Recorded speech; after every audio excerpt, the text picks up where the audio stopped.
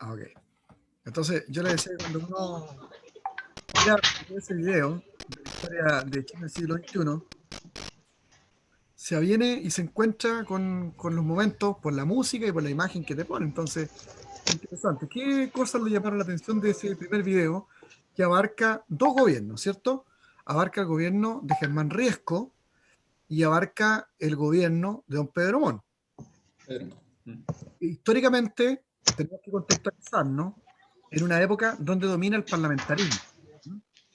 ¿Sí? O sea, una forma, eh, por así decirlo, más liberal de ver el mundo y la gobernanza. Vamos un poquito más para allá. No le voy a quitar mucho tiempo para que ustedes me den sus opiniones de lo que les pareció este periodo de estos dos gobernadores. Ustedes tienen que entender que desde la independencia de Chile en 1810, nosotros vivimos un tiempo de guerra con España, ¿cierto? ¿Se acuerdan ustedes la Patria Vieja, ¿cierto?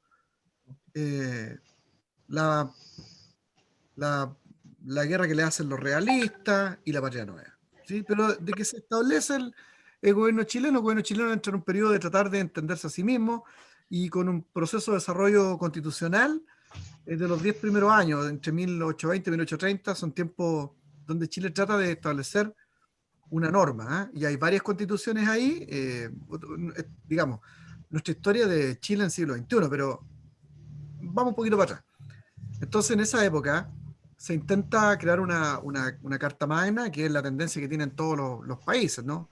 De vivir una especie de republicanismo democrático, con la separación de los tres poderes y una carta magna. Entonces, están tratando de elaborar su carta magna.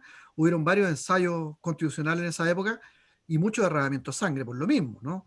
La constitución moralista de Gaña, hasta con la constitución liberal de Infante, y ahí está un intento de un gobierno federal. Pudimos haber sido como más parecido a Argentina, a México o los Estados Unidos, pero no fue.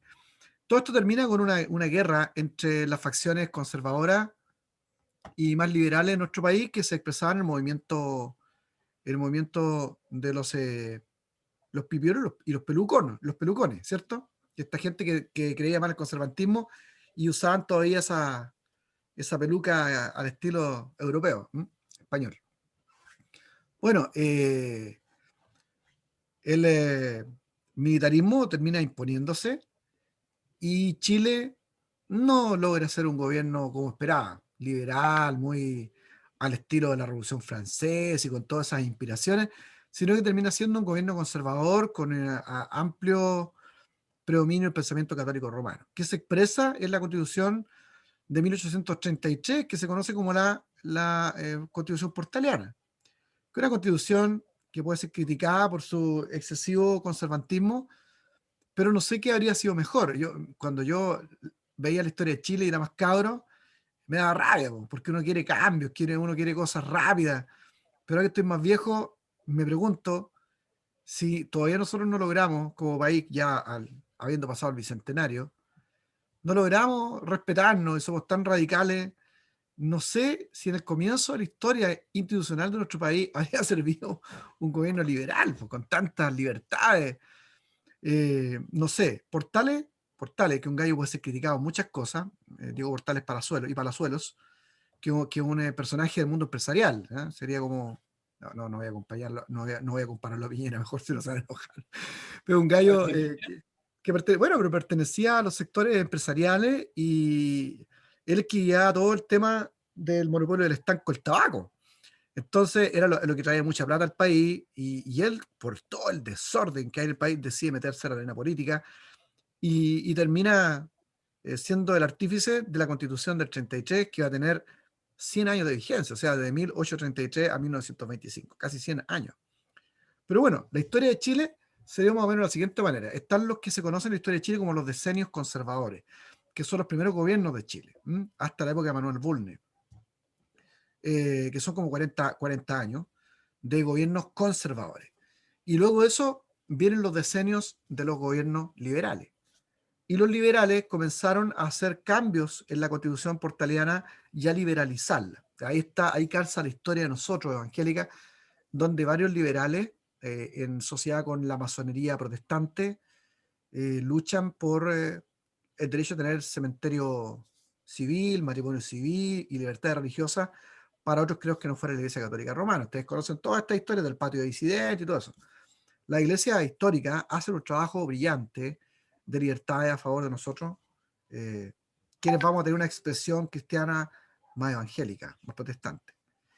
Y bueno, la Constitución era un cortapisa, un cerrojo, por supuesto, pero lo que fueron haciendo ellos fueron cambiando, influyendo en la Constitución, y ya para la década del 80 del siglo XIX, 1980, 1990, esa Constitución no era una Constitución conservadora para nada.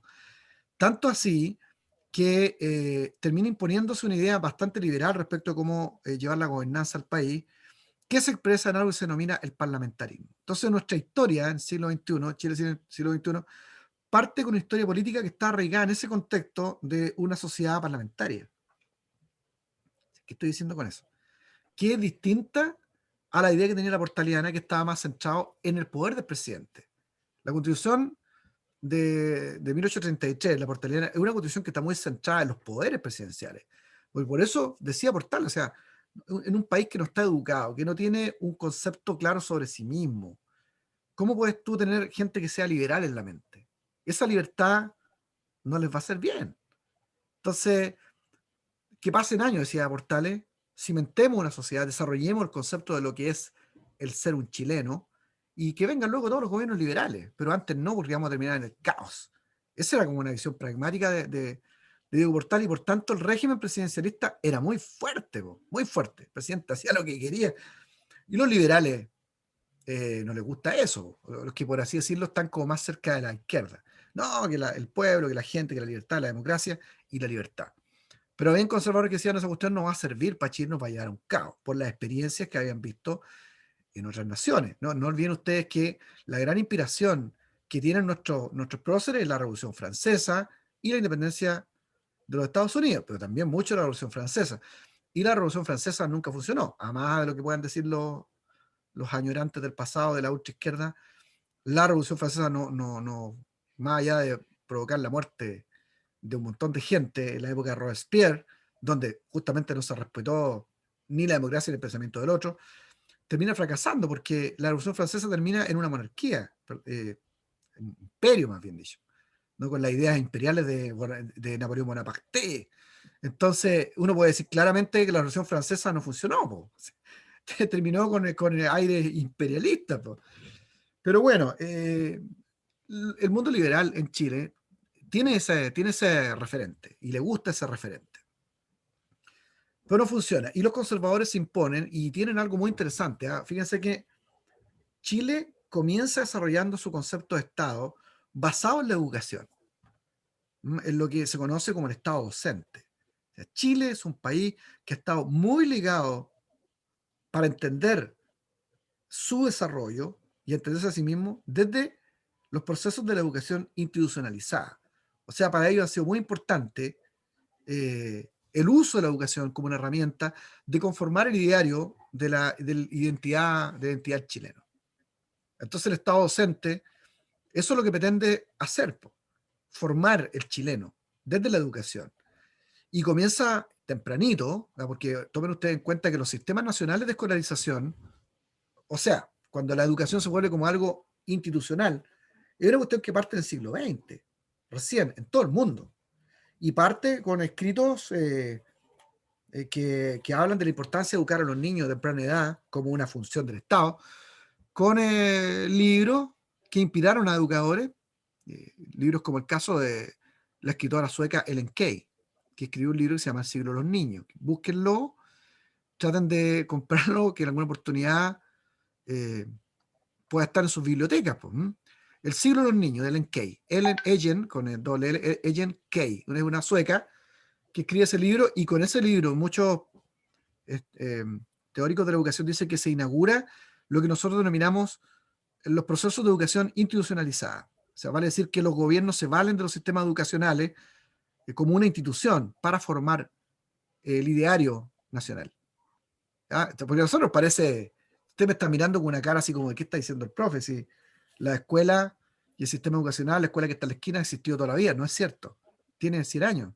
Bueno, estamos en el 2020, 120 años. ¿Cómo se llama el libro, profe? El siglo de los niños. Ellen Key, con K, de kilo, con K, no con Q, K. Y a uno parece que las escuelas siempre han existido, ¿no? Que uno puede ir a una escuela y a los niños. No, eso tiene 120 años, ¿no? En el mundo.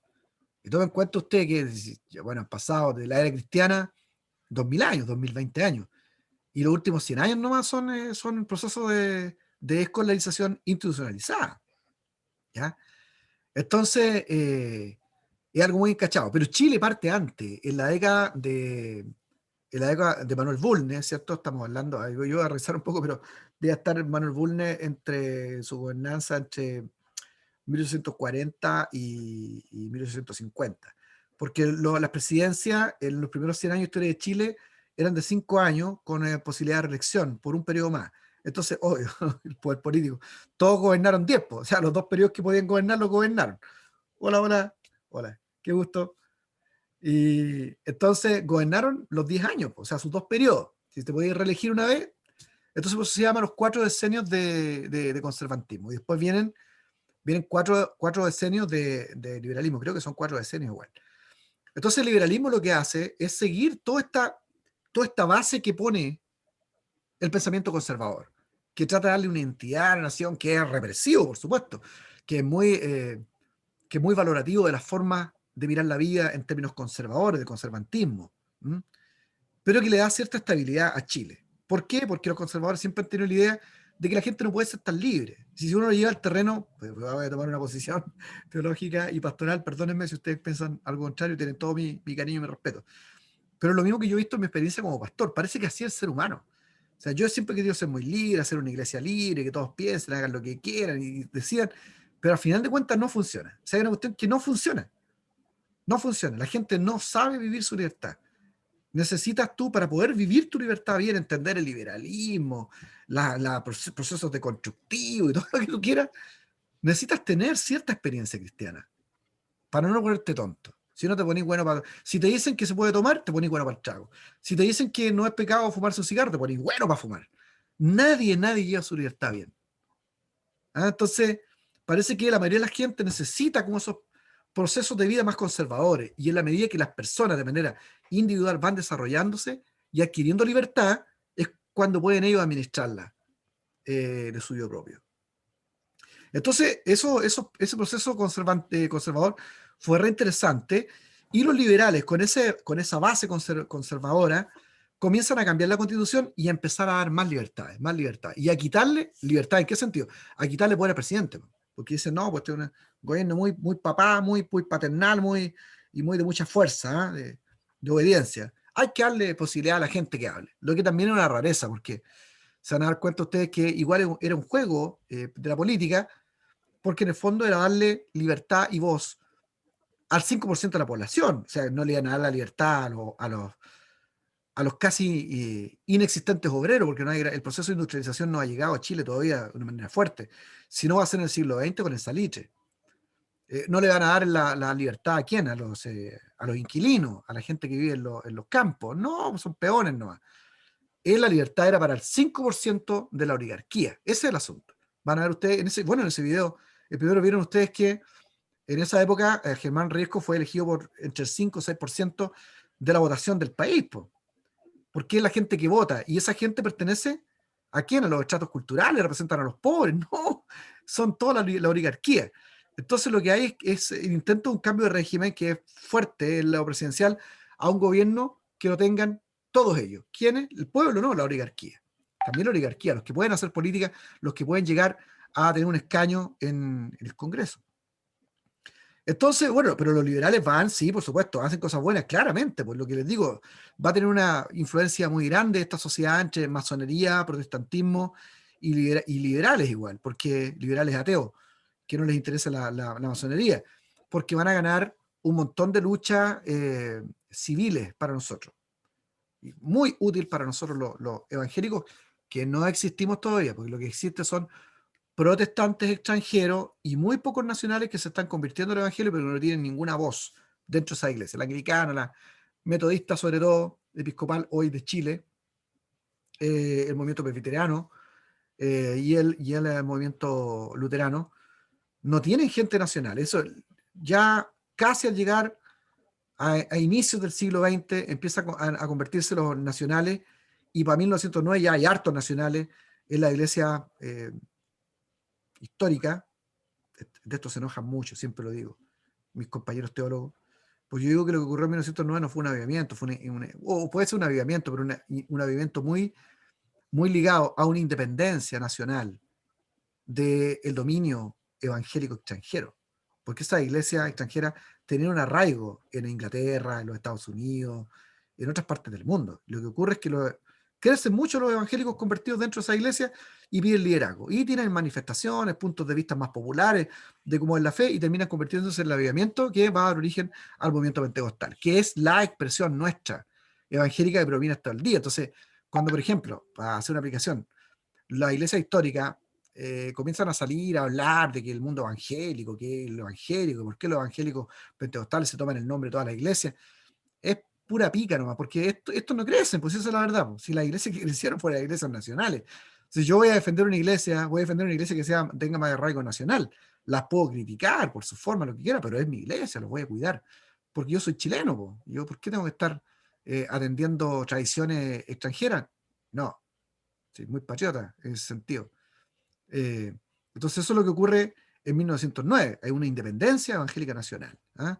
Que está inspirada por un avivamiento del espíritu. Ya había pasado, ustedes ya, para que les explico la historia, ustedes la conocen, había pasado en Gales, en Kansas, ¿cierto? Topeka, Kansas City, en los Estados Unidos y en otras partes del mundo, en la India, con Pandita Ramabai. Nosotros vivimos un periodo parecido. En Brasil había pasado también con Daniel Berg, Gunnar Wingren y otros personajes misioneros que vivieron los avivamientos pentecostales. En el caso de Brasil, dentro de la iglesia presbiteriana, la iglesia bautista, Bailén, por ejemplo. Fantástico movimiento que se originó ahí de características pentecostales, asambleístas. Bueno, en fin, el asunto es que los liberales logran cambiar la constitución y van liberalizando tanto la constitución de 1833 que logran imponer, después de la derrota de Vicuña Maquena y una guerra civil sangrienta, la revolución civil del 91 creo que es, donde en Concón y Placilla ocurre el derramamiento de sangre, uno de los derramamientos más sangrientos de Chile, en Concón y Placilla. En esa revolución termina por dar a luz una nueva forma de ver Chile. Eso se conoce como parlamentarismo, que es lo contrario a lo que propuso la Constitución del 33, que era presidencialista, muy fuerte presidencialista. Es parlamentario, o sea, el control y el poder lo tienen los parlamentarios. Ya esta cuestión del parlamentarismo había tenido algún tipo de escena dentro del régimen político expresado en el Congreso, porque se la habían arreglado para tener control sobre el presidente, como por ejemplo negándole el presupuesto nacional, no aprobando la partida presupuestaria del presidente. Y empezaron a presionar de manera, encontraron resquicios en la Constitución del 33 para ir presionando al presidente. Y ya venía ese viento de cambio de los que eran más de izquierda, más liberales, de que no, que el presidente no, que los parlamentarios, que más libertad, que más democracia, etcétera. Y fueron cortándole la luz, ¿cierto? Quitándole el agua, hasta que finalmente eh, terminan con esa revolución del 91, la guerra civil. ¿Eh? Este presidente, Benjamín Vicuña Maquena, termina, creo que él, sí, no me estaré equivocando, no, sí, claro, él. Termina saliendo del país y se suicida en Argentina, creo que se suicida. Perdónenme porque no me preparé para, no le eché una mirada a la historia de Chile para hablarles de esto, pero creo que es importante hacer la contextualización antes de meternos al siglo XXI, a los comentarios del el primer periodo que ustedes vieron de los dos presidentes. Si alguien pega una miradita ahí en internet, me dice, porque creo que sí, es Benjamín Vicuña de Maquena, es en la revolución, la guerra civil del 91. Sí, y con Connie Placilla. ¿Y qué es lo que pasó ahí? Bueno, lo que pasa es que, por ejemplo, ese presidente, y miren qué curioso, ese presidente que fue mucho poder, mucho conservatismo, era un buen presidente, Y la pelea que se dio fue porque él quería ocupar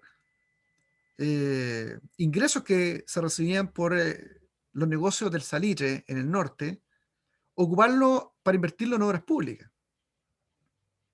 Y resulta que el Congreso, que exigía el poder, la libertad y más participación, ellos tenían alguna relación con los negocios del norte, porque eran una oligarquía, eran políticos, y tenían negocios en el norte salitrero. Entonces, no estuvieron de acuerdo con las disputas que habían respecto a cómo ocupar esas platas del norte. Y esto desembocó finalmente en la Guerra Civil del 91. Y que va a consolidar un nuevo modelo en Chile que va a durar con el régimen de esta Constitución del 33 hasta la Constitución de 1925. Va a expresar en un régimen parlamentario, donde ahora ya no es el presidente, sino el Congreso el que tiene el poder. Ellos hacen lo que quieren. De hecho, una de las cuestiones que ustedes van a ver, creo que no se vio en el video, uno de los grandes vicios del régimen parlamentario se denominó la rotativa ministerial. O sea, el hecho de que los parlamentarios tenían tanto poder que cuando el presidente planteaba su proyecto nación y decía, bueno, yo quiero este proyecto en educación y voy a tener este ministro. Quiero este proyecto en economía y tengo a este ministro. Quiero este proyecto qué sé yo, en obras públicas y tengo a este ministro. Ellos le sacaban los ministros. Y los ministros duraban nada. Tanto así, pero nada, nada, nada. Tanto que se llegó a convertir en un vicio que en la historia se llama rotativa ministerial. Y cuando uno ve lo que ha pasado estos últimos años, cómo el Congreso presiona nuestro régimen presidencial, porque nosotros volvimos pues, al régimen presidencial, nuestro régimen actual es de mucho poder del presidente, y es lo que se critica. Entonces, fíjense que el Congreso vuelve a hacer algo parecido a lo que pasó en ese tiempo, presiona, ¿eh? Son juicios constitucionales, acusaciones constitucionales, llaman a los ministros, esa es una cuestión que retrotrae, no es igual, yo lo sé, pero retrotrae a una situación muy parecida a la que se vivió en la época del parlamentarismo, y condujo el país a un caos gigante, ¿cierto? Que va a terminar finalmente con el régimen parlamentario para establecer desde la Constitución de 1925 en adelante un régimen otra vez presidencial que pervive hasta el día de hoy. Yo estoy diciendo que estoy de acuerdo con el régimen presidencial. Digo que me hace pensar lo que decía Portales hace más de 200 años atrás, que parece que los países tienen que llegar a un momento de desarrollo que les permita ese tipo de regímenes más libres. Por lo menos habría que pensarlo. Ya, pero bueno, les dejo. Ese es el contexto con el que parte el siglo XX. Entonces, eh, este presidente, Germán Riesco, es un presidente que no es malo, es bueno, tiene buena idea, pero que no puede hacer nada. En realidad, ni Pedro Montt, que le sigue, va a poder hacer mucho. O Ramón Barros Luco, que le sigue, no va a poder hacer mucho. Una de las frases que usa Ramón Barros Luco, por ejemplo, el superior, dice que, lo van a ver en el video que sigue, creo. Él dice que en la vida están los problemas que no tienen solución y están los problemas que se solucionan solos. O sea, con eso está diciendo que él no tiene ni un poder de hacer nada. Porque aquí es el Parlamento el que tiene el poder. Él no puede hacer nada. Un presidente no puede hacer nada en ese régimen parlamentario. Bueno, la idea de los liberales era que si los parlamentarios tenían el poder y no el presidente, entonces iban a poder hacer todos los cambios o avanzar. Parece que no resultó. Como que el problema parece que persiste en el corazón humano, no en los regímenes, las maneras, sino en las intenciones de las personas. Entonces es una cuestión que nos tiene que enseñar a nosotros de la historia. No son los cambios en sí. Ahora estamos frente a un proceso de cambio constitucional. Yo estoy convencido, porque conozco la historia, de que un cambio de constitución no te asegura que Chile va a cambiar. Sobre todo cuando esos procesos se dan en un contexto tan conflictuado como el que nosotros estamos viviendo, donde hay intenciones que nos sobrepasan las buenas intenciones de quienes como evangélicos van a aprobar y tienen todo mi respeto, sobrepasan esas intenciones. Entonces así partimos nosotros con el gobierno de Germán Riesco, con una serie de situaciones culturales y, y eventos que tenemos que conocer. Entonces, aquí estamos frente al siglo XX, con Germán Riesco en ese contexto, parlamentarismo. ¿Qué les llamó la atención de este video, mis queridos alumnos? Doctor Luciano, me parece que el presidente es José Manuel Balmaceda, Sí. del 91. Ay, Manuel Balmaceda, tiene razón. ¿Por qué dije Benjamín Vicuña Maqueda? Riesco es parte del periodo parlamentarista. Perfecto, súper. Gracias por corregirme. Manuel Profe. Balmaceda, sí. Él fue el que Vi- se suicidó en Argentina, ¿no? Sí, sí. ya. Vicuña Súper. Maquena fue candidato presidencial en esa elección. Vicuña Maquena, apoyado por el Partido Liberal, pero finalmente Perfecto, no. perfecto, perfecto. Ahí está entonces mi confusión. Gracias. Perdonen mi mala memoria. Debía haber echado una miradita a ese periodo igual o a esos 100 años antes de hacerles clase otra vez. Pero bueno, todos somos falibles. Ahí está. Vamos adelante. ¿Qué se acuerdan del video? ¿Qué les llamó la atención? Los cambios bruscos, Pastor Luciano. Por ejemplo, en el 1900 parte todo el tema de la industria, pero también, bueno, empiezan a traer el tema de la cosecha de la uva, a hacer vino más elaborado, empieza el tema del cobre, del salitre, la empresa salitrera tienen un monopolio dentro donde tienen la pulpería, o sea, todo lo que entra se queda ahí mismo, o sea, el dinero no sale de ahí. Y en 1907 empieza todo el tema de la revolución, pero donde mueren más de 2000 personas, pero al final quedan en lo mismo. La gente, tanta la necesidad que tiene de trabajar, que vuelve al mismo sistema como de esclavitud. Ya, dejemos ahí, Y porque ese es un buen comentario. Ahí Fabián. No vamos a otro tema, vamos a ese tema. Ahí Fabián nos ha puesto en la mesa uno de los temas del gobierno de Germán Riesco y de Pedro Montt. Y es que Chile, a inicios del siglo XXI, está muy influenciado por las situaciones que están ocurriendo en el mundo, los procesos de cambio político y cultural que se están dando en el mundo. ¿Qué cosa? Estamos nosotros recién sufriendo, viviendo, como quieran llamar ustedes, los efectos de lo que se conoce como la cuestión social. Ese es el nombre que tiene, la cuestión social. ¿Sí? Anótenlo ahí como su apunte para que luego peguen una investigadita. Estamos viviendo la cuestión social. La cuestión social es una lucha política que se da por los resultados que va a tener la revolución industrial. En Europa, en Inglaterra sobre todo, se vivió un proceso que tuvo influencia en otras partes del mundo que se conoce como la revolución industrial. ¿Y qué es la revolución industrial? Sino otra cosa que la producción a grande escala de los bienes manufacturados. O sea, el mundo se entiende creciendo por la manufactura. Se conoce como revolución industrial porque es una reevolución, no es una evolución. Las cosas evolucionan al ritmo normal, pero esta es una reevolución, o sea, aceleramos la evolución de las cosas y en este caso de la producción de bienes manufacturados. Aparecen las fábricas. Entonces, desde ahí en adelante es cuando comenzamos a hablar nosotros de riqueza en el mundo, cuando aparece la revolución industrial. Desde ahí en adelante que nosotros tenemos tantos bienes.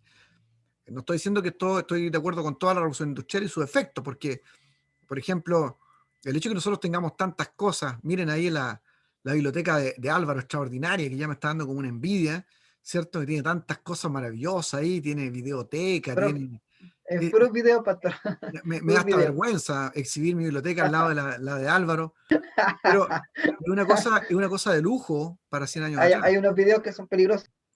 Ya, mira, es un lujo para 100 años atrás, o sea, ni un rey hace 200 años podría haber tenido ese lujo de conocimiento y material que tiene Álvaro atrás de él. Entonces, pero eso se logró con la revolución industrial, que ha producido un montón de bienes y que no dejan de producirse, porque eso es una revolución industrial. Los bienes que nosotros necesitamos ahora los seguimos produciendo, más de lo que necesitamos, y se siguen produciendo todos los días. Por eso se llama revolución industrial. Tenemos de todo lo que tú quieras, tazas, audífonos, libros, peinetas, cepillos, más de lo que necesitamos. Y se sigue produciendo.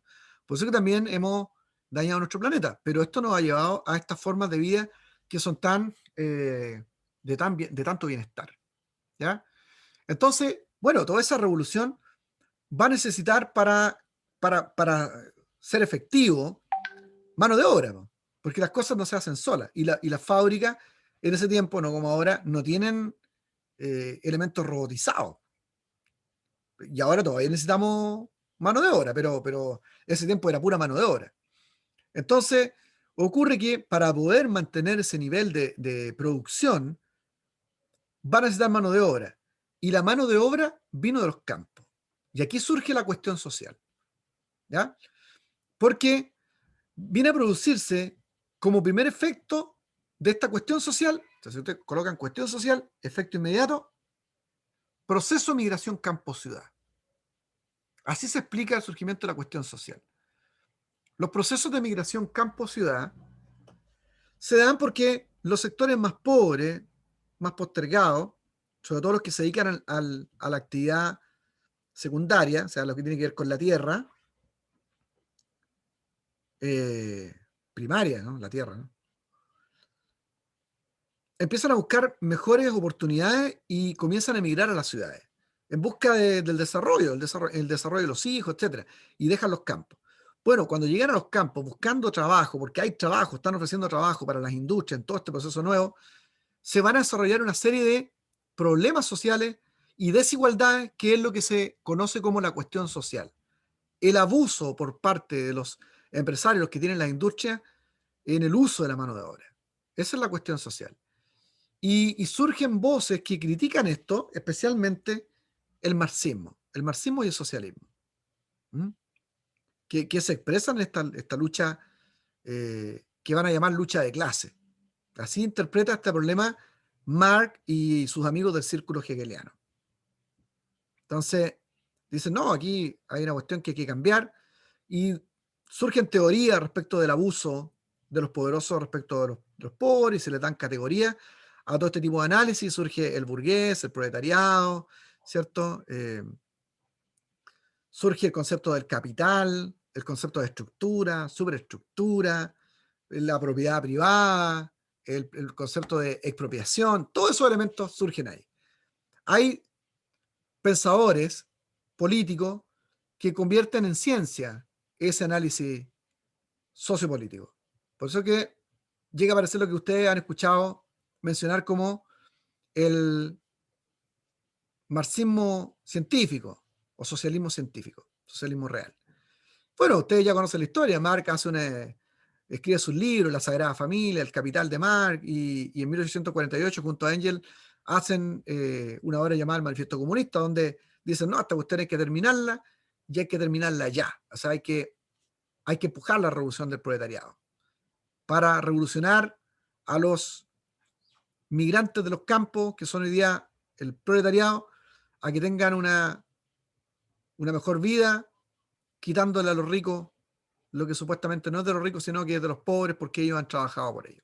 Bueno, toda esa cuestión provoca una tremenda convulsión en el mundo, que incluso tiene una expresión dentro del mundo católico romano. El mundo católico romano dijo algo sobre esto.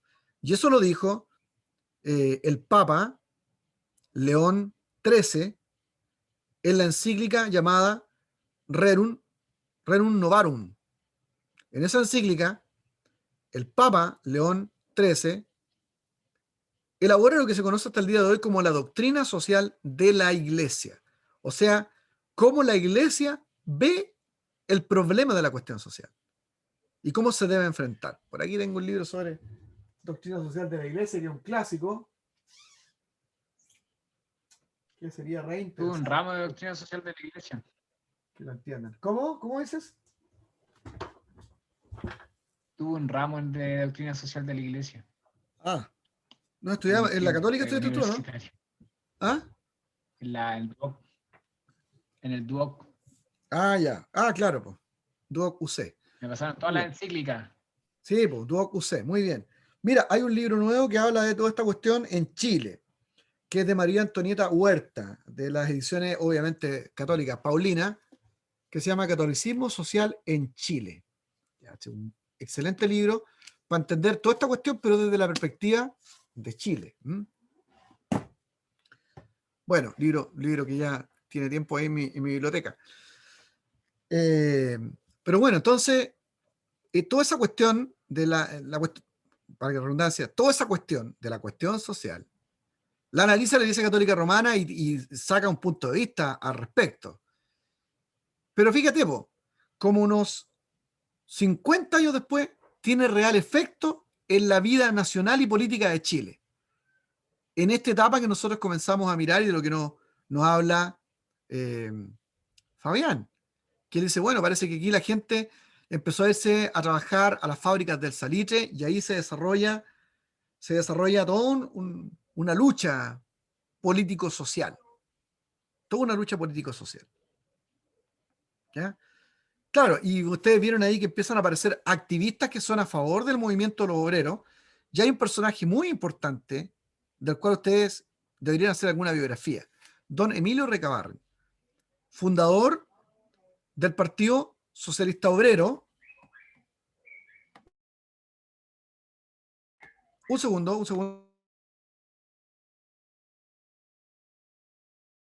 Disculpen, ahí atendieron a un pastor que llegó ahí. Don Emilio Recabarren, que fundó el Partido Socialista, el Partido Socialista Obrero, creo que fue en 1912 en Chile, y luego va a fundar el Partido Comunista en 1922 en Chile. Personaje muy querido incluso por los primeros evangélicos de nuestro país, que eran de clase o de estratos culturales bajos. Entonces, todo ese proceso que se vivió en Europa, político, de revoluciones, de conquistas sociales, se vive en Chile a principios del siglo XX, o sea, desfasado. Eso es lo que dice, o que logró ver Fabián, y que va a tener como su escena más notoria en la matanza del Colegio Santa María, donde los obreros de Salitre, instigados o iluminados, como quieran ustedes, por personajes como Emilio Recabarren, dicen, ¿saben qué? Nosotros no podemos estar aguantando que nos hagan trabajar 12, 14 horas, no hay ninguna seguridad social, trabajamos hasta el día domingo, trabajan los niños, arriba, abajo de la tierra, sin ningún tipo de seguridad, sin ningún tipo de descanso, sin ningún tipo de protección de nada. Entonces, claro, hacen esta tremenda huelga, porque la huelga va a ser la expresión del pueblo que está oprimido en ese tiempo, y que va a haber una gran huelga por lo menos una vez al año. Se va a dar en ese tiempo. Entonces ya empieza a surgir en ese tiempo la lucha social a favor de los obreros. ¿Ah? Entonces eso es lo que dice nuestro querido Fabián. Estamos en ese proceso viviendo aquí en Chile, lo que nos presenta este primer video. Otro elemento que ustedes hayan analizado. A ver. Gracias, Fabián. ¿Pastor? Sí. Disculpa que voy a estar comiendo. Sí, a mí... No, tranquilo, no. Sí. A mí me llamó la atención, bueno, y me llama la atención cómo la historia, no solo en Chile, en todos los países, pero hablando de Chile, cómo se van repitiendo a lo largo de los años, porque Chile empieza a crecer. Digamos, se escuchaban señoras que decían hasta que ellos pensaban que Chile era el pueblito que estaba alrededor, ¿no? A él llegaba la ignorancia. Entonces, Chile empieza a crecer el año 1907, empieza a darle fuerte hasta el 1910, en que empiezan a aparecer, ¿cierto?, los ferrocarriles, empiezan a energizar las calles, y sin embargo empieza el descontento de los que tenían menos, porque hay como en todos lados hay un tema social, empezaron a tener más los que tenían más, la aristocracia chilena. Y obviamente ya la gente que empezó a trabajar en las salitreras se dio cuenta que, claro, al principio era súper bueno porque tenían comida gratis, con las fichas, tenían vivienda, pero después se empezaron a dar cuenta que no les servía para nada más. Entonces el mismo viejito que aparece dice, yo fui por 2 meses, me quedé 10 años, te gastaba toda la plata. Entonces, en su ignorancia, lo que me percaté y logré rescatar de eso, que lo valoro mucho, es que cómo se van repitiendo los procesos en Chile. Vamos creciendo, pero al mismo tiempo vamos dejando gente abajo, que empieza un descontento, y tiene que ir habiendo, en ese lado tiene que ir habiendo una especie de equilibrio, creo yo, que es lo que se va dando, y por eso vienen estas luchas, después el cambio de constitución del 25 que viene más adelante, pero eso me llamó la atención. Sí, y fíjate que el descontento también tú puedes llevarlo al mundo evangélico. Déjenme, ahora ya se fue el pastor ahí, ya no alcanza a saludar, no importa. Si tú lo llevas al terreno evangélico, las figuras e imágenes son las mismas.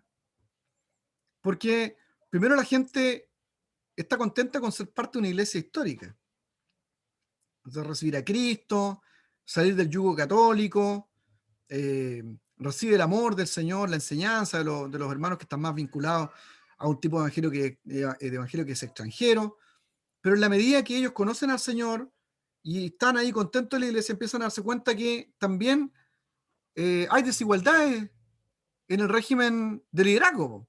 Y empiezan a decir, bueno, si yo también recibo el Espíritu Santo y el mismo Espíritu Santo vive en mí y vive en estos hermanos, que sean extranjeros, ¿por qué no puedo yo hablar? ¿Por qué no puedo yo predicar? ¿Por qué no puedo yo enseñar? Si yo también tengo la Biblia. Y nosotros estamos más cerca incluso de los sectores más pobres, que la gente que necesita. Esta gente extranjera, claro, está haciendo colegio, está influyendo a nivel de la política, pero mi vecino me escucha a mí, po. Es lo mismo. Entonces, por eso yo digo que sé que no estoy equivocado, perdonen mi arrogancia, lo que estoy diciendo creo que está correcto. Es una independencia nacional evangélica. Es lo mismo. Porque el hombre nunca se conforma con lo que tiene y cuando ve que hay algo más, aspira a algo más.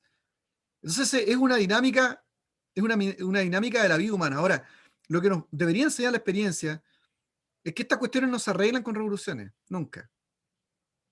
Porque si tú me dices a mí, bueno, pero a lo mejor podíamos haberlo arreglado sin una división esto de 1909. Bueno, habría sido lo ideal. ¿De quién fue la culpa? De todo, de nadie. Yo creo que de la Iglesia histórica, porque siempre yo digo, hay mayor exigencia para aquel que sabe hacer lo bueno y no lo hace. Las personas preparadas teológicamente, los que conocían más el texto, que tenían más experiencia, esto, eran las iglesias históricas, eran los que tenían arraigo, los que estaban preparados teológicamente. Y bueno, y se les fueron todos los hermanos de la iglesia, pues, todos los pobres hombres del vulgo, y desarrollaron un movimiento que hoy día llega a casi los 4 millones de personas. Entonces, hoy día, por ejemplo, ve todo el caso que yo hablaba ayer cuando entrevisté a Kevin. Están, pero, molestos, ¿por qué? Kevin, ¿cómo se le ocurre hablar de la iglesia evangélica? No puede ser, dicen ellos. Ah, nos involucran a todos nosotros. Pero si la iglesia pentecostal es la mayoritaria. Y Kevin, alguien me dijo ahí, colocó un comentario, ¿de dónde saca usted esa estadística? Un muchacho que va a otro seminario. ¿De dónde saca esa estadística que Kevin representa al promedio del evangélico chileno? No necesito sacarla en ninguna parte si yo tengo 50 años en el evangelio. Y es una cuestión lógica. Nosotros no tenemos la misma experiencia de Kevin, nosotros no todos hemos sido de la población y hemos sido cuchilleros y cuestiones así, pero me refiero yo al hecho de que todos hemos tenido una experiencia parecida, que nos hemos convertido al evangelio, hemos salido o de la droga, o del alcohol, o nos hemos portado mal, o estábamos llenos de angustia, pero todos hemos tenido una experiencia así, de que cuando tú te conviertes te pones radical, porque lo que te pasó en el corazón es tan fuerte, es tan grande, que tú empiezas a ver el mundo entre blanco y negro. Es tan fuerte la presencia del cambio que produce el Espíritu Santo que tú ves hacia el mundo. Y ese es el promedio. Y alguien me corrigió y tiene toda la razón, dice, no es el promedio, es mucho más. Es mucho más. Pero Kevin claramente, y ahí no me pierdo yo, representa bastante más al evangélico de Chile que alguien de la iglesia histórica, que el otro Canuto, por ejemplo, este cabrito, que es abogado, que de la iglesia no sé dónde, que hablan de la libre conciencia y quieren deconstruir el texto. Esta gente no representa a la iglesia evangélica, o sea, esta cuestión sería una tontera. No, ¿qué representa al mundo evangélico? Y a mí me puede molestar que él hable su experiencia y diga, no, ¿saben qué? No aprueben, porque si aprueban, aquí hay una cuestión de la izquierda detrás, podría él decir que va a haber un pensamiento de odio, podría decirlo así, me encantaría, pero él lo ve como una lucha entre el bien y el mal, pues, entre Satanás y el diablo. Claro, no es no es el mejor lenguaje, pero ¿por qué tendría que sorprenderme yo? ¿Por qué tendría que enojarme a salir a pegarle a Kevin, que es mi hermano, cuando no he sido capaz de salir a decirle a los masones, ¿saben qué? Está mal que ustedes digan que hay que eliminar el decreto 924, que da la posibilidad de libertad religiosa entre los colegios, tanto así como para tener clase de religión. No, pues, la iglesia histórica y mismos personajes que firman la carta de la iglesia histórica en contra de Kevin y todos estos evangélicos que se arrogan el nombre de los evangélicos, no tienen ningún problema en salir en otros videos dándose abrazos y la mano haciendo acuerdos con la masonería. Es raro, raro. Lo otro, pastor, es que precisamente el mensaje de Kevin va destinado a sus propios hermanos, a la gente de su propia iglesia, que también maneja el mismo lenguaje. Entonces, no va Claro. destinado al evangélico más progresista, sino va destinado al evangélico que es su hermano, que es de la iglesia pentecostal y que justamente manejan ese tipo de lenguaje, que del reino de las tinieblas, de hablar mucho sobre el enemigo como un ser espiritual. Entonces, el mensaje que él emite es un mensaje para sus hermanos, para los hermanos de su misma línea. Entonces, yo de primera cuando lo escuché, igual me hizo harto así como que A mí igual, pues, dije yo, tendía como a ¡ay! Dije yo, rechazar el ¿por qué mensaje. dijiste esta cuestión? Como que claro, como que yo lo hubiese dicho, no hubiese dicho eso, o sea, yo Claro, personalmente. Pero después lo pensé bien y dije, el mensaje va a ser efectivo. Primero, porque yo creo que ninguna publicidad es mala y que repercutió. O sea, fue fuerte. algo que yo lo vi en redes sociales minutos después que lo publicaron. Entonces yo dije, en realidad cumplió el objetivo. Quizá, lamentablemente, a él lo destruyeron, pero él es bien firme en su creencia y me alegro y lo felicito mucho a Kevin por tener las agallas de decir eso, Y mira, para Oswald, sí, expresarse. y lo interesante es que otra vez la iglesia histórica, perdón que lo diga, pero yo estoy haciendo dentro del marco de una clase, y yo, porque yo lo creo como profesor además, yo he llegado a la conclusión de que la única cuestión histórica aquí es que la iglesia histórica históricamente se equivoca, ¿no? Otra vez. Se vuelve a poner en un lugar equivocado, como hace 100 años, otra vez. Por su falta de entender que la iglesia evangélica no crece por intelectualismo, por hacer deconstrucción, utilizar las críticas alemanas, no crece por eso la iglesia evangélica, sino por una experiencia que tiene otro tipo de arraigo personal, distinto, lo que no quiere decir que nosotros no entendamos eh, la, la idea deconstructiva de Derrida o el estructuralismo, el postestructuralismo, está bien eso, está bien, eso hay que saberlo, hay que aprenderlo, pero utilizarlo como tu marco de referencia para hacer tu hermenéutica y tus análisis de cómo va a crecer tu iglesia, eso es un error absoluto. Por eso ni sus seminarios crecen, ni sus iglesias crecen. Ese es el gran error. Es una mala teología, es una teología mala, dañina.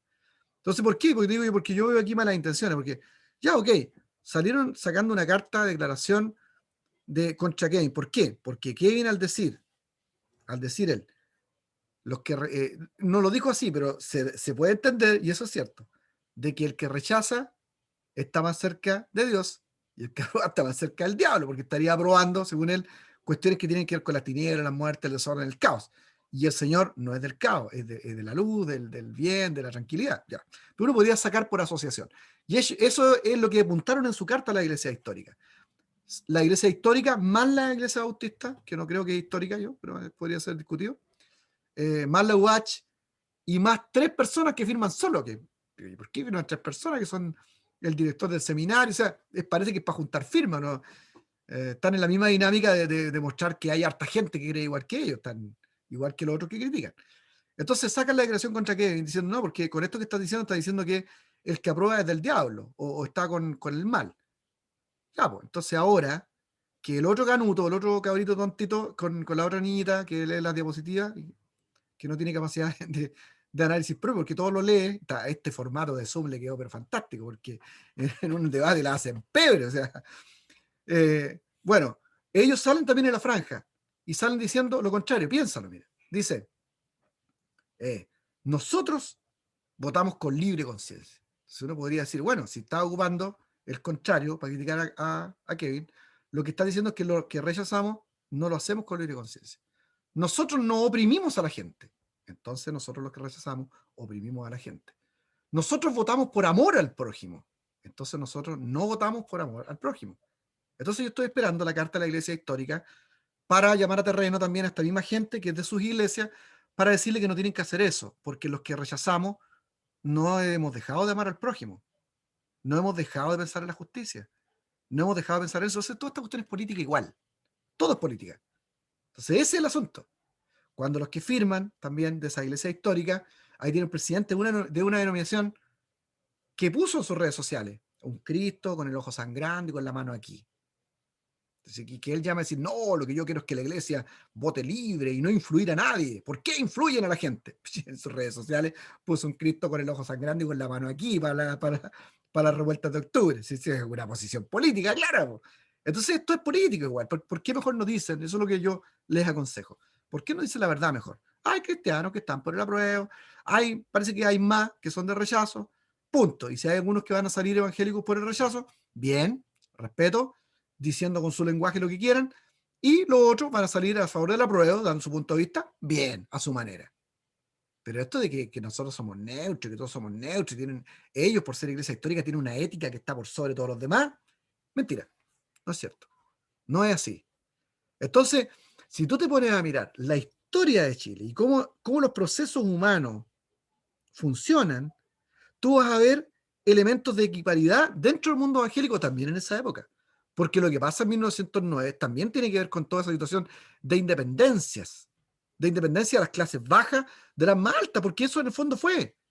Si quienes salieron fueron los grupos pobres, los grupos bajos, el nacional, el que no tenía la dirección de la iglesia en la presbiteriana, en la metodista, y esas iglesias, como por lo que estoy diciendo, porque esas iglesias continuaron con su arraigo de ciudad. ¿Qué es lo que es una iglesia? ¿Qué se te viene a ti a la cabeza cuando yo te digo una iglesia histórica? Pensando como una iglesia presbiteriana, así con una bien hechita afuera, con forma adentro, con cúpula, la iglesia luterana. No estoy criticando eso, está bien. Pero esas iglesias no son de arraigo nacional ni popular. Las iglesias nuestras están, como yo siempre digo, allí en la esquina del pastor, de puros palos nomás, y con lata y cuestión. ¡Ay, qué horrible! Sí, pero ahí llegan los drogadictos, cambian su vida, comienzan los procesos de cambio y terminan convirtiéndose en personas como Kane. Molestosos, porfiados, lo que tú queráis. Diciendo cosas como no tienen que decirlas. Pero esos somos los evangélicos, ¿no? A lo mejor no es usted porque usted se educa, pero la mayoría, representa a la mayoría del evangélico. ¿Por qué me tendría que dar vergüenza a mí? Yo prefiero defender al que es más cercano a mí. Esa es como mi posición estos últimos años. Y no defender al Olimpo. Porque el Olimpo se puede defender solo igual. ¿Sí? Entonces, bueno, eso pasó ahí también. Entonces, esta es la época, este primero periodo del siglo XX, es una época donde, como dice Álvaro, se nota la diferencia entre el que está más abajo y el que está más arriba. Pero también es una manera que nos permite leer la cuestión evangélica igual. También hay diferencia entre los que están más abajo y los que están más arriba, y que provoca esas diferencias de opinión y esas crisis. Es muy interesante. Ok, ¿alguien más? Pastor, a mí lo que me llama la atención y recalco un poco, bueno, primero era que había mucha gente y el gran porcentaje de los chilenos no sabía ni leer ni escribir. Entonces, por lo tanto, El esa era analfabetismo, una el evidencia analfabetismo llegaba al 70%. de falta de ¿Sabes cuánto es educación. ahora, Y por perdón, lo tanto, Oswald? ¿Sabes cuánto es hoy? no sé. El analfabetismo en Debe Chile estar es por menos sobre del el 10%. 2%. A principios del siglo XXI Súper era bajo. menos del 2%. Claro.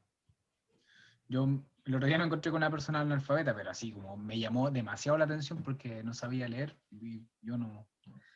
Pero cuando fue elegido el presidente Germán Riesco, llegó al poder con un 6% de De aprobación. Entonces, claro, muy bajo, muy bajo. Entonces, eso junto con otros factores, por ejemplo, el tema de la salitrera, el documental decía que el chileno era rico con barro. O sea, teníamos dinero, pero aún así no teníamos educación.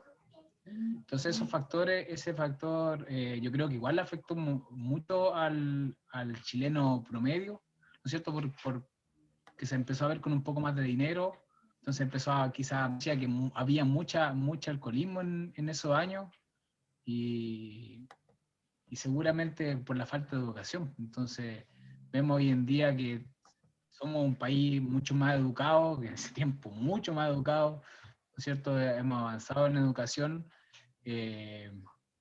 y es una de las cosas buenas que Chile ha podido mejorar durante todos estos años, de lograr que el 70% no sepa ni leer ni escribir a un 2% es un avance Increíble. en cuanto en 100 años. Increíble. Es que, bueno, es así, pues, tal vez los cambios no son como uno quisiera, pero evidentemente hemos experimentado un avance impresionante. No sé si se acuerdan de otros datos de cosas que son completamente equidistantes a la situación de hoy. Pero, por ejemplo, el caso de la muerte de los niños, ¿qué vieron ahí? 1 de cada 3 niños fallecía durante el primer año. Y la esperanza de vida era hasta los 30 Oye, años, creo que ¿pueden era. creer eso? La esperanza promedio 30 años. Es que uno le cuesta entenderlo. O sea, ¿quién de ustedes tiene más de 30 años? Están muertos ya. Y están impeque todavía, po, ¿o no? Una de las cosas, Pastor Luciano, que llamaba la atención era también el tema el margen de error que había de que los niños realmente nacieran. Una cosa era la edad en la cual se estimaba a los 30 años, pero también decían que había un margen de error casi al borde del 50 y 50 entre las posibilidades que un niño tenía por nacer, en virtud también de las condiciones a las cuales se daban durante los embarazos también de las mujeres en ese tiempo también. Ya, perfecto. Súper, genial. Fantástico. Otro elemento, sígueme ayudando, por favor. Otro que me llama igual la atención, es un reflejo de lo que nosotros igual somos actualmente, que decía que el comercio florece en manos de inmigrantes, en manos de personas que vienen a Chile, inician sus negocios y ahí empieza a florecer el comercio en Chile. Ya. Yo personalmente que manejé un tiempo en el área de la minería, tuve contacto con personas que sí, igual eran bien cototos en el área de minería, bien conocidos, y me decían, oye, si al final a ti te conviene ir a trabajar a una empresa extranjera, o sea, no hagas ni tal de irte, o trata por si podías entrar a Codelco alguna vez en tu vida, pero nunca vayas a ingresar a Codelco porque están todos apernados en un sistema que está ahí muy, muy mal estructurado, y me decía, lo mejor es que te vayáis a un extranjero, que te vayáis a una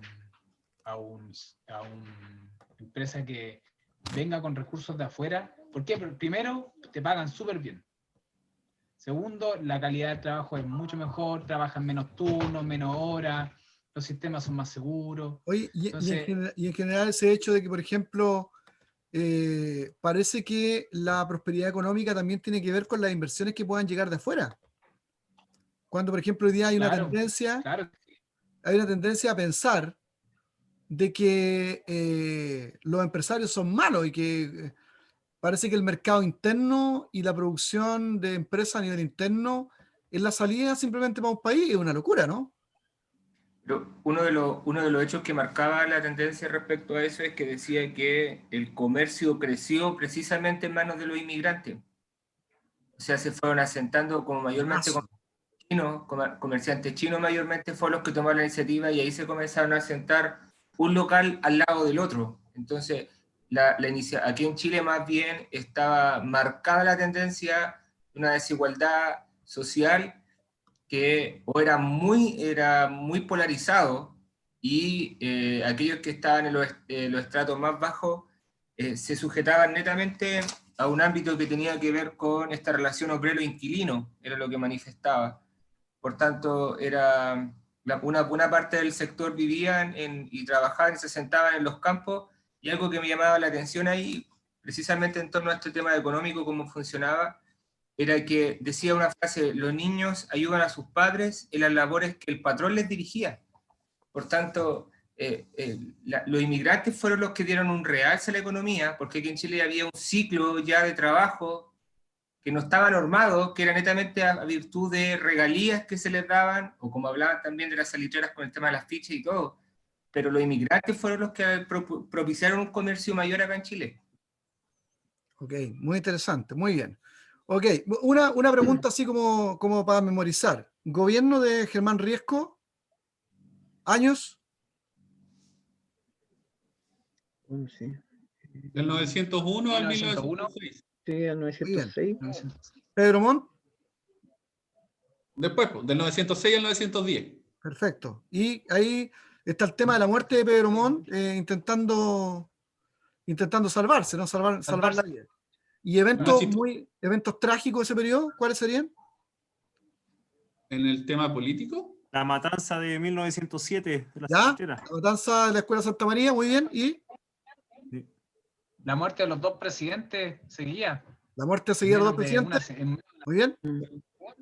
¿Y? El Titanic Ya, el Con Titanic. después sí. No. ¿Qué más? ¿Y el terremoto? Po? Terremoto. El terremoto de Valparaíso, Terremoto. tremendo. Ya. Y algo que usted tiene que aprender la historia, ¿eh? Cuando parece que las cosas están saliendo mal, como la ley de Murphy, ¿no? Siempre pueden salir peor. Pues siempre puede salir peor. Pues entonces, fíjense que fueron viviendo una, otra, y termina con la Segunda Guerra Mundial, que es el tema del segundo periodo que nosotros vamos a estudiar, que va girando en torno a la Primera Guerra Mundial. Parece que vienen unos cambios muy fuertes a nivel mundial que empiezan a tener efecto, repercusión en toda la periferia. Y empiezan a ocurrir cosas malas y finalmente termina con una cuestión mucho peor. Curioso. O sea, yo no digo que todo ese tipo de convulsiones haya dado lugar a un mundo nuevo, así fue. Pero tiende como a ponerse en evidencia la parte real de la teoría de Alvin Toffler, ¿no? De la ola, ¿no? Te parece que los cambios vienen con una gran ola que cuando baja produce mucho daño, ¿no? Entonces fue como un efecto de ola. El país subió y vienen todas estas hecatombres al final. Bueno, ese es el primer periodo, está re interesante. Vamos a hacer una evaluación, se las acabo de mandar. Son términos pareados. Vamos a darnos 15 minutos, no más de eso, y vamos a nuestro segundo capítulo. ¿Les parece? Ahí están. No voy a cortar este Zoom. Vamos a seguir aquí. Solo que lo voy a parar, no, porque después queda mal. Ya, miren, mejor por cariño que les tengo a ustedes nomás. Tómenlo, por favor, ábranlo en su computadora o descárguenlo. ¿Tienen impresora o no? ¿Sí? ¿Hay impresora? No, por acá. Pero lo pueden ver para trabajarlo, ¿cierto? Acá en el computador, sí. ¿Cómo? En el computador lo tengo acá para poder trabajarlo en digital. Ya, péguenle una miradita, ábranlo. A ver, sigamos nomás mejor grabando. Péguenle una miradita, por favor. Péguenle una miradita.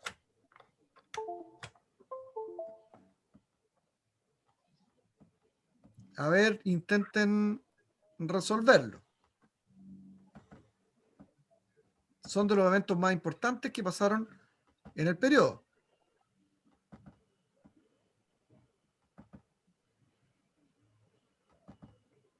A ver. Por aquí lo tengo yo, lo estoy abriendo igual. Ya, vamos a ver. Echen una miradita juntos. Votación. Voy a ir acá. No, claro, estamos bien. Votación de un 5% de la población. Administración poco eficaz por un parlamento más fuerte que el Ejecutivo. ¿Con qué les calza eso? La elección de Con Germán el- Riesco. Germán Riesco. Perfecto. Gobierno de Germán Riesco. Busquen por la G hacia abajo porque siempre les voy a ayudar en este primer test para que vean cuál es la dinámica. Busquen por la G hacia abajo. Gobierno de Germán Riesco, ahí estaría el número 1. Número 2, presidente con pocas facultades de mando. ¿Con qué se relaciona eso? Parlamentarismo. Muy bien. Parlamentarismo. Ahí colocan el número 2 entonces. Buscan la P hacia abajo por orden alfabético, llegan hasta la P, parlamentarismo. 3. Concentran el poder y son la clase política en el 1900. Son los ricos. Los ricos, muy bien, Rico. Álvaro. Los ricos. ¡Los ricos! Pastor, Ya. eso es lo que usted llamó la oligarquía, ¿o no? Claro, exacto. El gobierno de los que tienen los recursos. Ya. Número 4. Progreso ilimitado del hombre, racionalismo y humanismo. Filosofía, comienzo del siglo XX. Muy bien. Filosofías, comienzo del siglo XX. Ahí está inspirada esta idea humana. 5. Acequias en las ciudades, basurales, ausencia de hospitales y antibióticos, alta mortalidad infantil. Higiene Viene de principio del siglo principios. XX. Muy bien, excelente. 6. primer puerto del Pacífico Sur y principal centro financiero.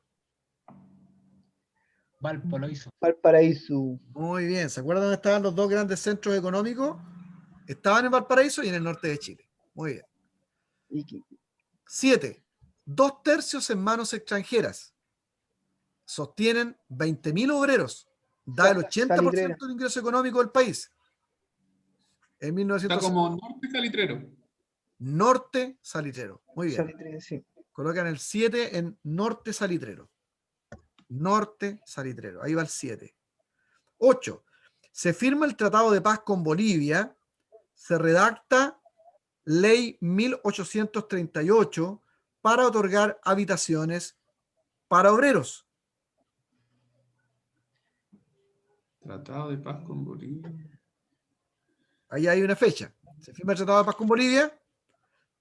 Se redacta Ley 1838 para otorgar habitaciones para obreros. Acuérdense que ellos vivían en las famosas piezas redondas, ¿no? Que no tenían, Dólares.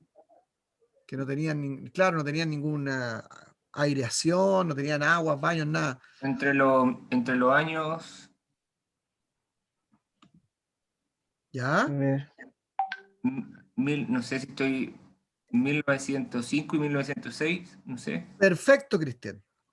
Porque ahí está, entre los años 1905 y 1906 se firma el Tratado de Paz con Bolivia, se redacta la Ley 1838 para otorgar habitaciones para obreros. 9. Terremoto destruyó Valparaíso. 1900, 10. No, No, se fue en el el gobierno de riesgo, ¿cierto? ¿No? 16 de agosto de 1906, estoy seguro. 16 de agosto de 1906. Ahí está el terremoto que destruyó Valparaíso. 16 de agosto de 1906. La última. Acá abajo. Ya. 10. 9. Gobernó entre 1906 y 1910. Bueno, Pedro Montt. Montt. Muy bien. Jorge, Pedro. 11. Con el zar segundo en Rusia, muerto en 1907. ¿Qué pasa? Esa es la revolución rusa, pero no. ¿Qué pasa? ¿Se crea el régimen comunista? No. Sí, pues eso Mira, después. Se crea el régimen Sí, po, sí. Pero eso es producto de la revolución. Claro. Ok. Con el Ya, zar ya. segundo en Rusia, Ya. muerto en 1907, se crea el régimen comunista. Ok. Esa es la 11. 12. Alemania en potencia y se enemista con Inglaterra. Ese era el Kaiser. Eso calza El con el Kaiser. Kaiser alemán Guillermo II. Ahí va el 12. Axel Muy bien. Kaiser. Axel Kaiser. Ya. 13. Matanza del Norte Salitrero en Iquique, Escuela Santa María. ¿Cuándo fue? En 1907. Origina la Sí. 21 de 21 diciembre de Sí, 1907. 1907. 21 de diciembre de 1907. Ahí fue la matanza del Norte Salitrero en Iquique. Ya Matanza de la se Escuela Santa María. la pampa. ¿Sí? 14. Sistema de fichas, jornada laboral de 12 horas, no hay contratos, se trabaja hasta el domingo, no hay seguridad. ¿Origina la huelga? Origina la huelga, entre paréntesis, ¿cierto? Que La nos lleva matanza. a la La matanza matanza. del Colegio Santa María. 1907. 14. Ahí está la 14. 15. Nombre del militar asesino de los obreros. Ese era el general. Silva Renan. Silva Renan. Silva Renan, más encima de Silva. el apellido. Pajarraco. Profe, hay un. Ah, no, pensé que era un colegio, pero en realidad es un regimiento que se llama el Regimiento Silva Renal. Sí, Ah, po, Ustrada. Regimiento de Caballería Blindada de Concepción. Exacto. Muy bien. Ese es el nombre, ya el nombre de él. 16. Año en que prócer. cae el precio del salitre en el mundo y se dicta ley de descanso dominical. 1907. 1907. Muy bien. Miren, recién ahí la gente tiene derecho a descansar el domingo y cae el precio del salitre en el mundo. Eso va a ser muy malo, ¿no? ¿O va a ser muy bueno? Para Chile en ese minuto fue Malo. malo. Muy bien. Para los países que crearon el salitre sintético, ahí ganaron. Fantástico, ¿no? Ellos ganaron. Ya. Perfecto. 17. Gobierno de don Ramón Barros Luco. Los años. Él vino después de del que había fallecido de Pedro Mono, ¿no? Sí, muy bien. 10, 12 y 13. ¿Qué? No, es del- 1910. 1910, 1915. Entre los años 1910 y 1915. Sí, le achuntaron todo. Esa es la 17. Entre los años 1910 y 1915. Gobierno de don Ramón Barros Luco. 18. Sistema de ficha, comercio, chinos, españoles y turcos, alcoholismo, prostitución, mafias, corrupción, enfermedades infecciosas y asesinatos. y no sé. Lo que trajo también el gran desarrollo económico. Muy bien. Siempre es así. Hmm. 19. Chile vende como nunca salitre mundial. Gobierno de Germán Riesgo. No. ¿Para qué sirve el salitre? Servía para guerra, po. Para la guerra. En 1910, 1912, 1913. No. Es Primera Primera Guerra Guerra Mundial. Mundial. Se declara, Primera Guerra Mundial declarada, ahí es cuando Chile vende como nunca salitre mundial. 20. Funda el Partido Socialista Obrero en 1912. Emilio Recado. Sí, Recabarren. Emilio Recabarren. Emilio Recabarren. 21. Manifiesto Comunista.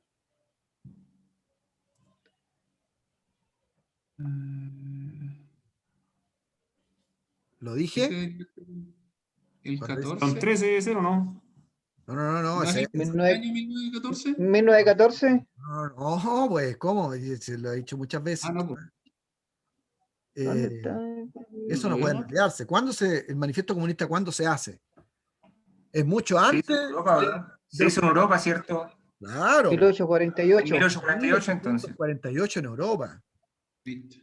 A nosotros nos toca después 21. todo este efecto por el problema obrero que se da en torno al Claro. desarrollo de la industria chilena en el salitre. Muy bien. 22. Renum Novarum. ¿De qué se trata esto? ¿O con qué El calza aquí? León. León 13, muy bien. León 891. Sí, León 13. Esa es la doctrina social de la iglesia. León 13, 1891. Ahí está la 22. 23. En 1914 se redacta la ley. Ah, sí. ¿Cómo? Ley de la silla debe ser. Sí, pues esa es. Pues. O sea que recién en 1914 existe desde ahí en adelante una ley que cuando tú estás trabajando tienes derecho a sentarte un rato. Ya. Por ley, nadie te lo puede negar. 24. Entre esta época, 1900 y 1915, aparece La clase Media. media, muy bien. Y la religión Religión oficial oficial. es el la religión oficial catolicismo. Perfecto. 25. Inglaterra, muerte de la reina Victoria. Cae el imperio de moral puritana. Exactamente. 26. Pasa el cometa Halley, se hunde el Titanic y se crea la escuela de pilotos. Están los tres años. 1910. 10, 12 y 13. Muy bien. Ahí está el 26. Y luego finalmente comienza la Primera Guerra Mundial, año Ahí está. 1914. 14. Bueno, en esta primera, por haber sido parte